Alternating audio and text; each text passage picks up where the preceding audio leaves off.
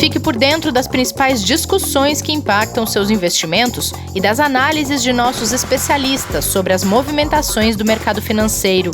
Falando nisso, nosso encontro é toda manhã, logo após a abertura do mercado. Entre nos canais oficiais do Itaú Personalité e envie suas dúvidas sobre recomendação de investimentos.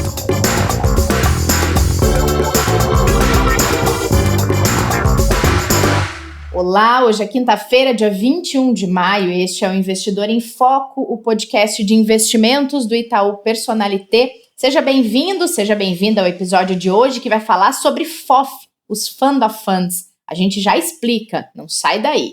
Bom dia, Kleber, tudo bem? Bom dia, Rê, tudo bem e você? Tudo certo.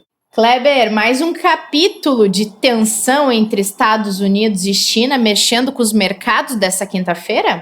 Mais um, viu, Rê? A gente tem aí a preocupação novamente aí dos mercados em relação ao acordo comercial e a efetivação realmente de tudo que foi definido entre os dois países, principalmente no acordo assinado lá no início do ano, né, em janeiro, devido aos impactos econômicos que a gente vem passando agora com relação à Covid-19, tanto na China quanto nos Estados Unidos.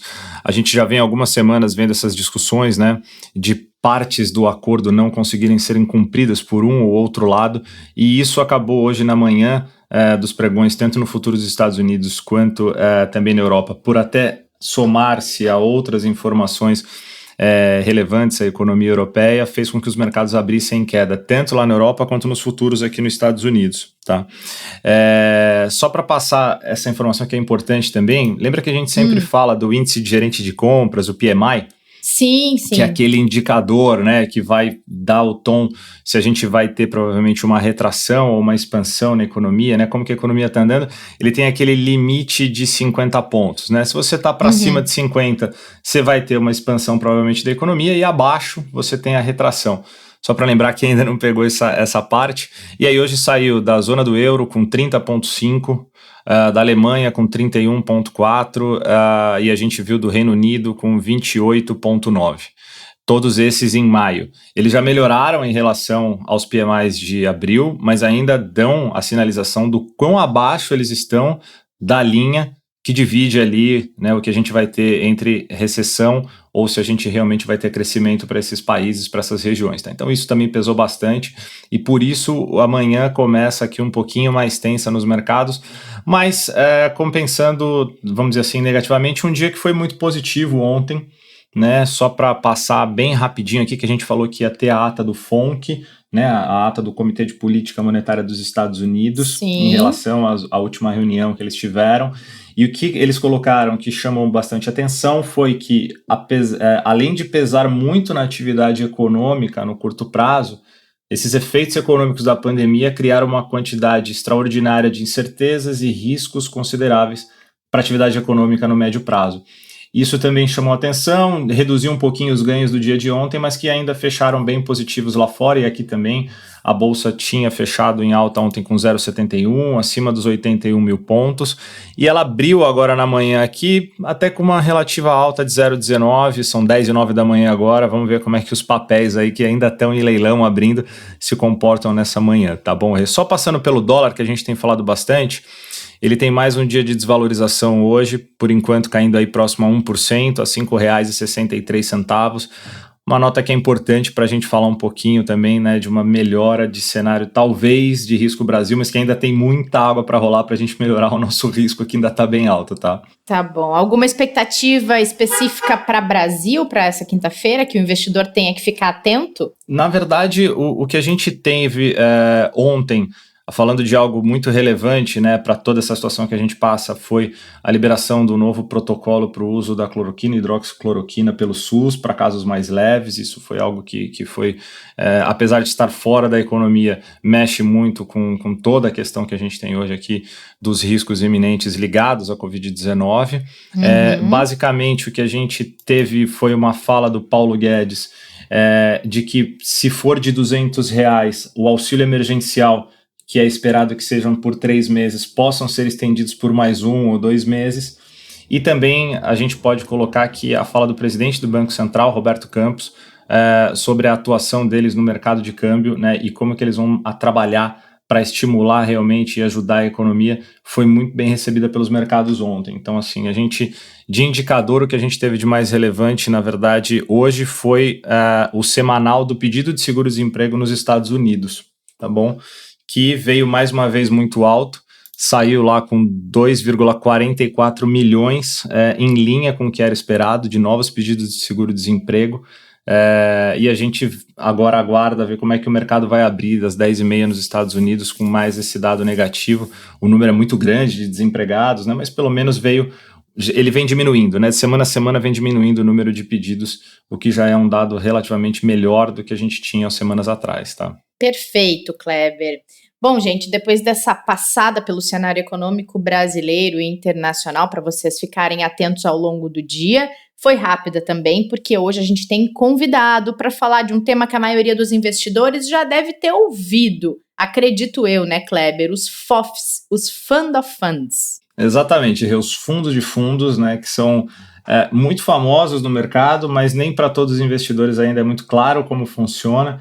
Então a gente recebe aqui, a gente tem o prazer de falar hoje com o Bruno Castro, que é superintendente da área de Fund of Funds aqui do Itaú, e a Tatiana Catalan, que é gestora de recursos, também de fundos de fundos. Sejam muito bem-vindos ao Investidor em Foco, pessoal, e ajudem-nos a decifrar aí para o investidor como é que funciona esse mundo do fundo de fundos aí. Muito obrigado pela presença de vocês, viu?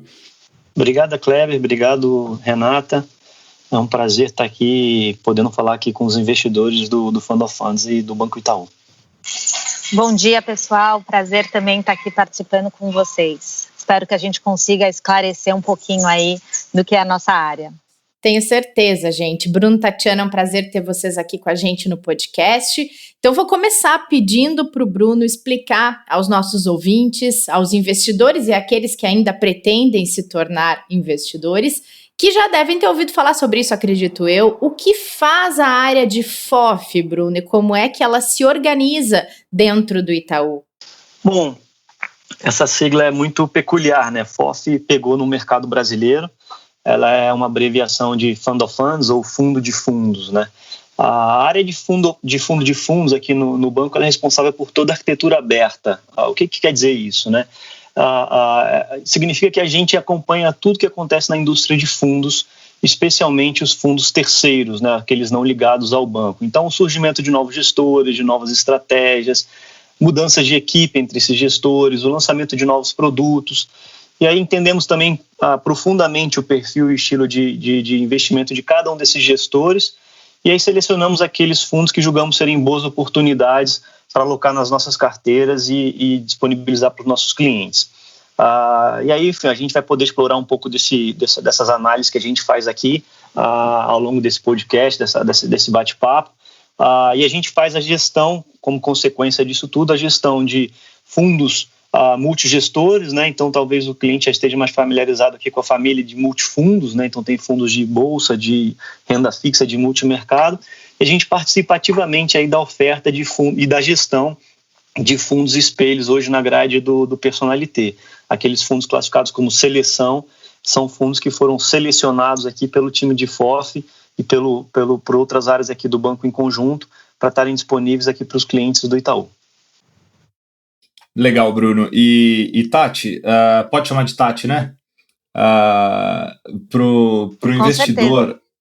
Obrigado. Para o investidor, quais são as principais vantagens do banco onde ele investe ter essa área de Fund of Funds? Bom, eu acho que a grande vantagem é a gente ter uma equipe especializada e que está 100% dedicada para acompanhar o mercado de fundos de investimentos como um todo, né? E aí, utilizando uma experiência que a gente tem aí há mais de 20 anos em diferentes estratégias que hoje a gente tem no mercado. Então, desde os fundos de renda fixa, multimercado, até os alternativos, os fundos de private equity e imobiliários. E aí, o resultado disso é oferecer para os clientes a possibilidade de acessar os melhores produtos, tanto da Asset do Itaú, como das gestoras terceiras, como o Bruno comentou. Agora, acho que mais do que isso, é a vantagem do cliente, quando ele chega na plataforma, ele já encontrar os produtos filtrados pela nossa curadoria. E quando a gente fala de curadoria, a gente está falando de um processo robusto e uma seleção e análise que a gente faz dos fundos e das gestoras para conseguirem já chegar na grade de produtos do Itaú. Tati, posso pedir para você detalhar um pouquinho essa questão da curadoria? Sabe por quê? A gente sempre faz live, faz podcast com executivos do banco e eles sempre destacam isso muito. O quão importante é ter uma curadoria tão criteriosa, que faz análises tão minuciosas para escolher o que ter de produtos dentro do que vocês chamam de arquitetura aberta, prateleira aberta, e às vezes acho que os investidores não entendem um tanto esse termo, né? Alguns critérios que vocês usam, como é que vocês fazem nessa análise de produtos para chegar ao ponto de querer ter esses produtos na prateleira para oferecer para o cliente? Tá bom. Bom, como eu comentei, nesses últimos anos a gente obviamente foi aprendendo aí com erros e acertos, desenvolvendo cada vez mais modelos para esse processo, né?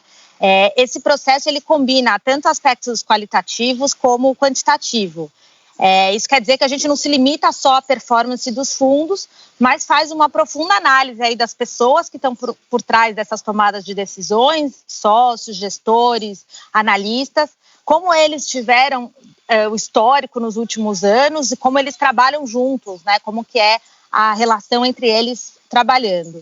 E aí, depois disso, a gente, através de modelos proprietários, a gente replica aí a carteira desses gestores, que permite a gente basear nos fatos reais de como eles tomaram as suas decisões em diferentes momentos de mercado e se posicionaram para tomar risco e ganhar dinheiro ou até perder.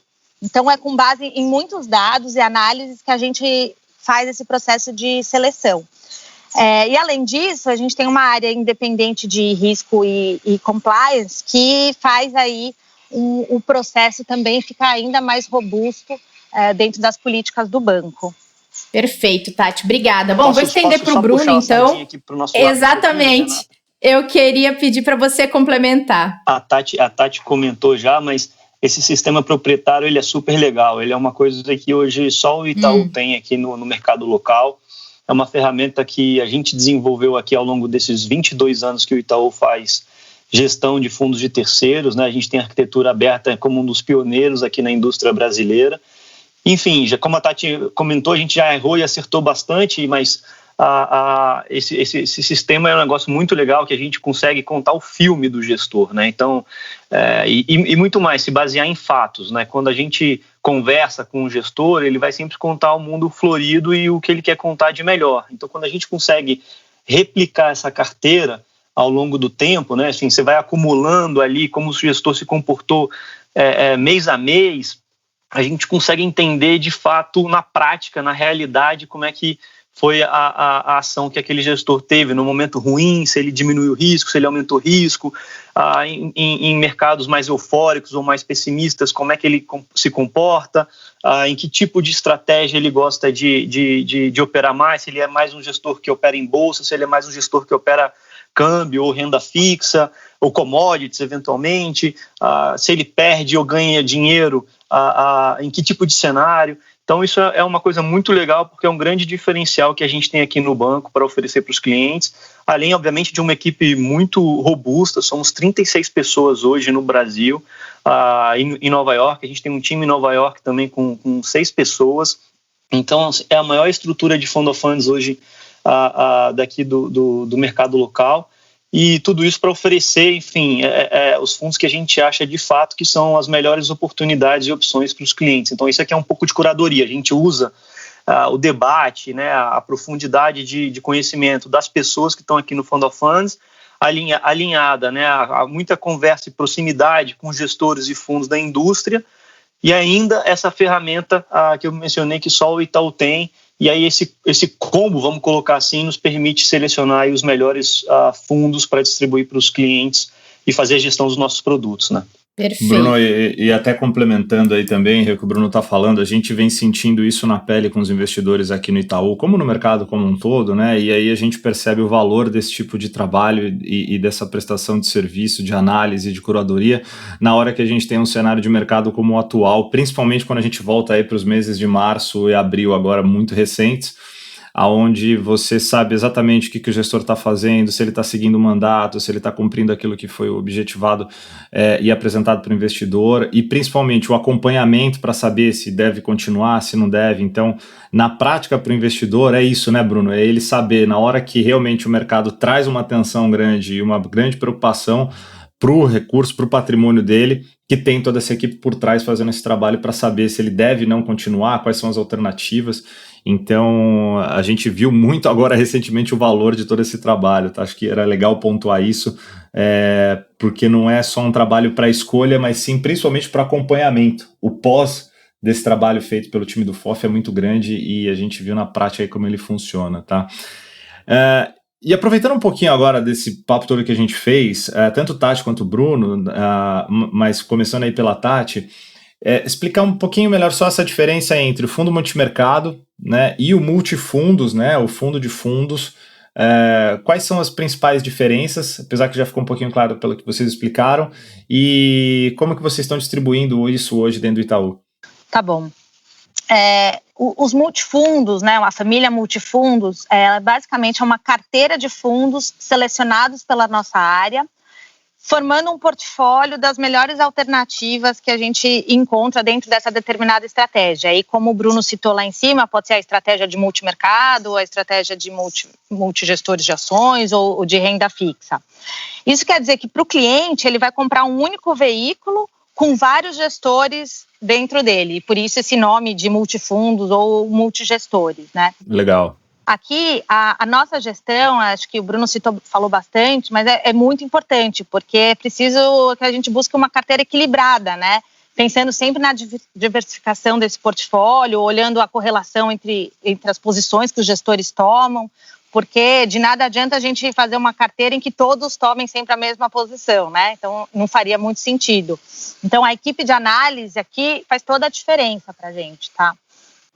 Quando a gente fala de um fundo específico de multimercado, aí o cliente está escolhendo por um único estilo de gestão de um determinado gestor e um fundo, diferente do que acontece no multigestores, né? Não sei se o Bruno quer complementar. Não, acho que você explicou muito bem, Tati. É isso mesmo.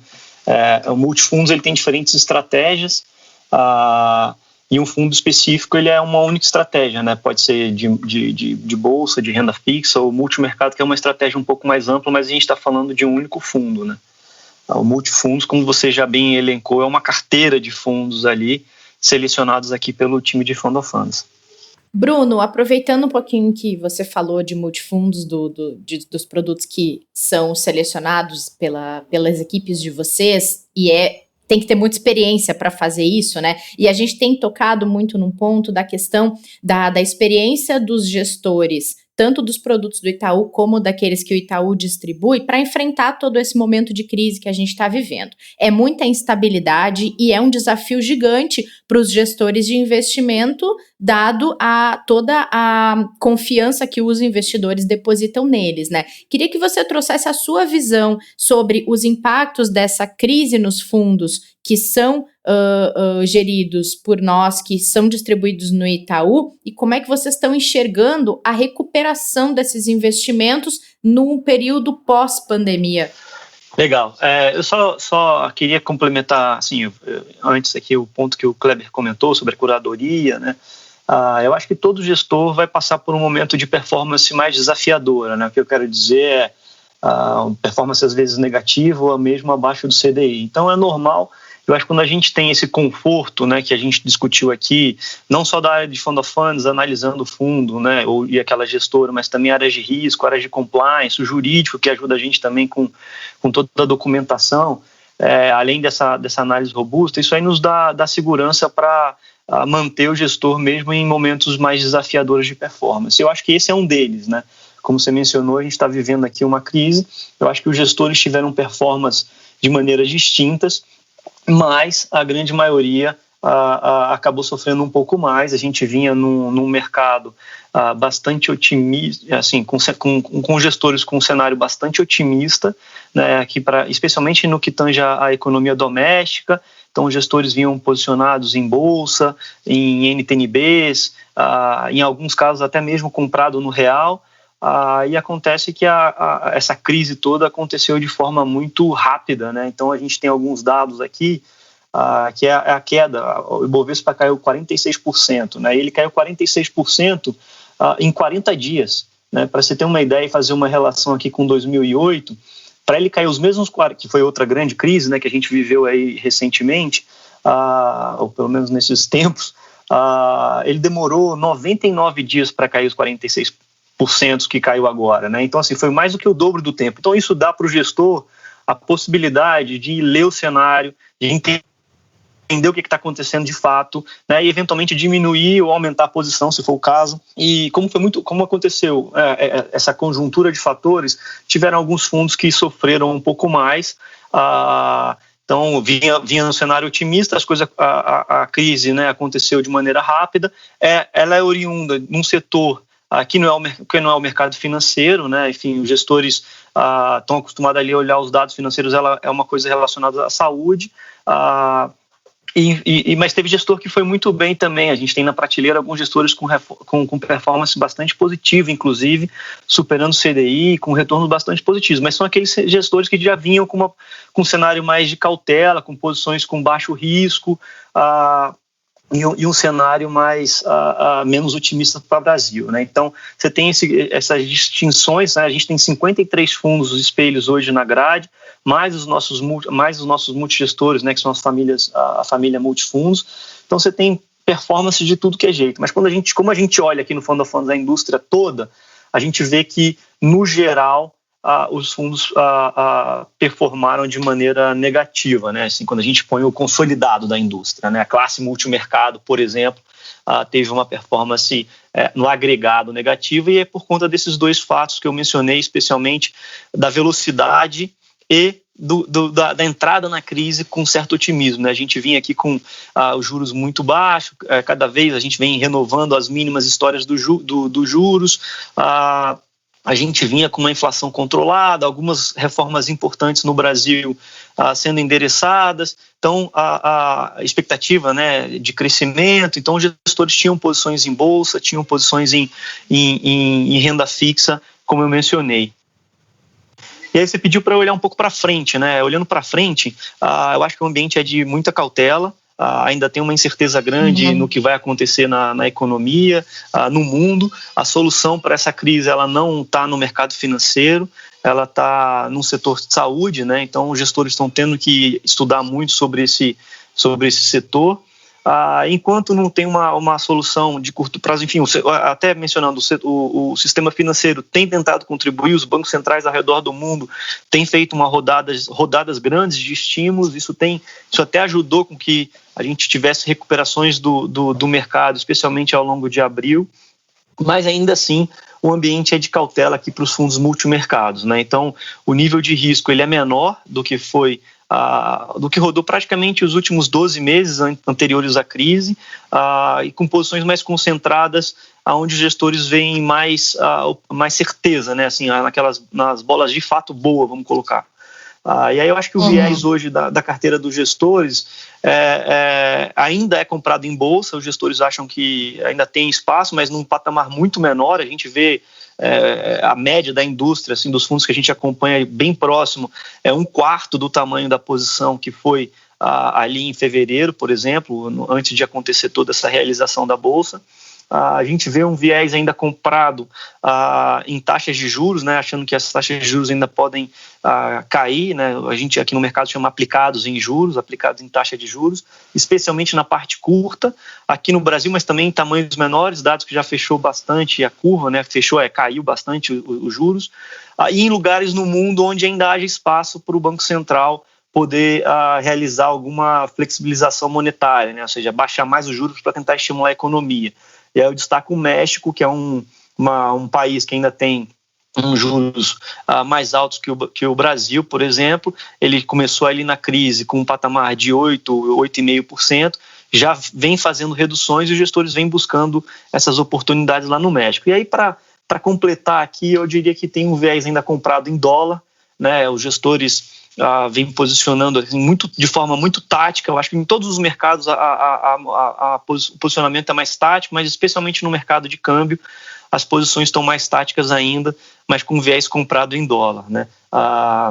Isso de maneira ampla. Quando a gente vai para o mundo de bolsa, né, que a gente também acompanha bem de perto, os gestores têm mantido caixas menores do que foi a média de outras crises, mas maiores do que eram recentemente. O que é caixa? Não é dinheiro parado, é dinheiro em renda fixa que está fora ali de ações direto. Então, o gestor ele pode ficar 100% comprado, né, em ações, ou pode ficar ali um pouco, até 67% é o que a legislação permite, mas ele pode vir ali a 90%, o que é bastante comum. Então, a gente é os gestores carregando cerca de 8% de caixa na média, buscando empresas aí que vão se recuperar mais fácil da crise, ou que não vão sofrer tanto, né, seja porque tem alguma relação com dólar, ou seja porque são fortes no e-commerce. Então, e outra coisa, né, que os gestores de bolsa eles têm mais paciência do investidor, vamos colocar assim. O gestor de multimercado ele é muito comparado ali no dia a dia, né, a cota contra o CDI, a rentabilidade no É um perfil diferente mesmo, né, Bruno? Exato. Enquanto o gestor de bolsa, ele é comparado com o Ibovespa, né, e aí o cliente ele olha o Ibovespa em janelas de fato maiores do que no dia a dia, né? Pelo menos a grande maioria dos investidores. Então, eles veem boas oportunidades, mantêm o caixa maior do que, ou seja, o direcional, né, as posições compradas, falando ao inverso, menor do que eram ali em janeiro, início de fevereiro, mas um direcional maior do que em outras crises que a gente experimentou nos últimos anos, né? Falei um pouco demais, eu não sei se eu fui... Não, de forma nenhuma. Na verdade, você já complementou... Não, de jeito nenhum. Você até complementou um pouco do que a gente ia falar, que era um pouco de estratégia também aí no final da tua pergunta e da tua resposta. E acho que isso corrobora muito, Bruno, e a Renata vai poder me ajudar aí, com o que a gente vem falando em todos os nossos episódios aqui, quando a gente fala sobre recomendação. Tanto que na nossa recomendação a gente tem exatamente o multimercado, né, e as ações nacionais ali como os nossos carros-chefes hoje na recomendação. Claro, respeitando cada perfil de risco, respeitando cada proporção que o investidor pode colocar na sua carteira, mas acreditando exatamente que são essas figuras, né, ou essas apostas, quando a gente olha para a diversificação da carteira, que vão conseguir absorver as melhores oportunidades e essas janelas que se abrem com todas essas variações que você acabou de apresentar, né? Em juros, ações, câmbio, etc. E aí, né, a gente deixa o convite aqui, primeiro para vocês voltarem, para a gente falar um pouquinho mais sobre as estratégias aí de cada produto, que acho que vai ser bem interessante para o investidor entender um pouquinho melhor de cada um das estratégias que são definidas, e dizer que os especialistas, os assessores estão disponíveis para o investidor, para quem quiser entender quais são esses produtos que estão lá na nossa prateleira, que estão recomendados, tanto do Seleção, que realmente é um time enorme ali de gestores que a área de Fund of Funds selecionou para ficar à disposição, quanto os fundos de fundos, os multifundos, onde a gente tem os multimercados de ações, até de renda fixa, disponível aí com o trabalho do time. Obrigado mais uma vez pela presença de vocês, muito legal, viu, Bruno, Tati, parabéns aí para toda a equipe. Obrigada pela oportunidade. Estamos à disposição aqui para voltar sempre que vocês, os nossos investidores e clientes tiverem interesse. Estamos à disposição. Obrigado. Obrigada, Tati. Obrigada, Bruno, pelo papo. Foi ótimo, realmente. A gente ainda tem muito que falar tanto sobre FOF como sobre esses produtos todos que tem na grade. A gente volta a conversar com certeza. E, Kleber, a gente aqui se encontra amanhã para tomar um café com canelas? Vamos aí, sexta-feira, né? Que é feriado, não é feriado. São Paulo, a gente está tentando entender o que está acontecendo aqui. Com metade trabalhando, metade não, mas a gente vai estar aqui. A gente estará aqui. Pessoal, lembrem de seguir as redes sociais do Itaú Personalité e de acompanhar a live desta quinta-feira, que vai falar sobre Previdência, às 5 da tarde, no Instagram e também no YouTube do Personalité. Até amanhã, cuidem-se, fiquem bem, fiquem em casa, usem máscara. A gente se encontra por aqui nesta sexta-feira. Fique por dentro das principais discussões que impactam seus investimentos e das análises de nossos especialistas sobre as movimentações do mercado financeiro. Falando nisso, nosso encontro é toda manhã, logo após a abertura do mercado. Entre nos canais oficiais do Itaú Personalité e envie suas dúvidas sobre recomendação de investimentos.